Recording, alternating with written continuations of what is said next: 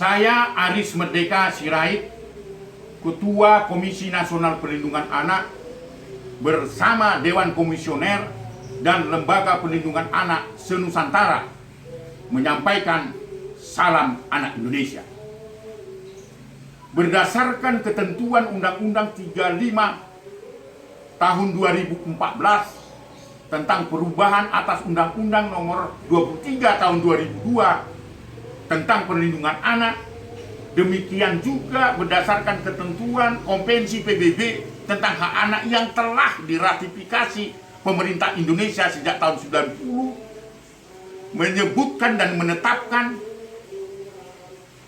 agar anak-anak tidak dilibatkan di dalam kegiatan-kegiatan politik dan kepentingan-kepentingan kelompok tertentu dalam bentuk demonstrasi, dalam bentuk menyampaikan aspirasi, dalam bentuk lainnya juga. Karena itu melanggar hak anak.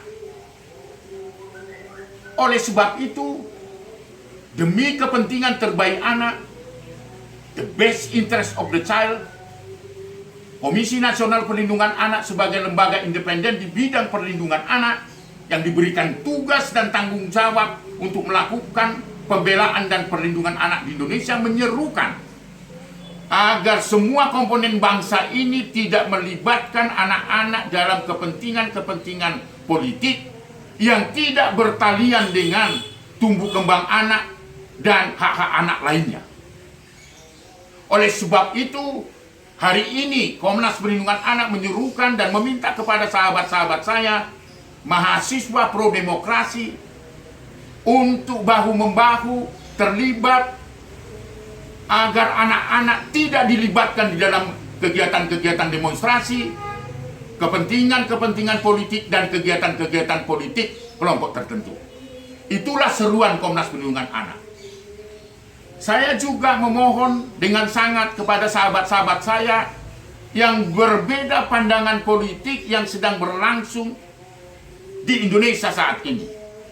Ketika menyampaikan aspirasinya dalam bentuk demonstrasi dan kegiatan-kegiatan lain untuk tidak melibatkan anak-anak dan menghadirkan anak-anak di dalam perhelatan itu, dalam kegiatan politik itu.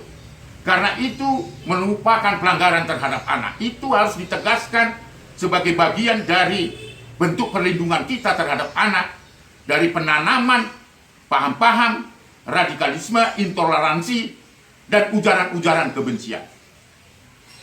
Yang tidak kalah pentingnya, Komnas Perlindungan Anak juga menghimbau kepada para calon-calon pemimpin daerah yang akan bertarung di dalam pilkada serentak di Desember 2020 agar tidak melibatkan anak-anak di dalam kegiatan-kegiatan apapun dalam bentuk kampanye sekalipun, memberikan atribut-atribut seperti ikat kepala dan kaos, arakan-arakan kampanye dan sebagainya, karena itu merupakan pelanggaran terhadap anak.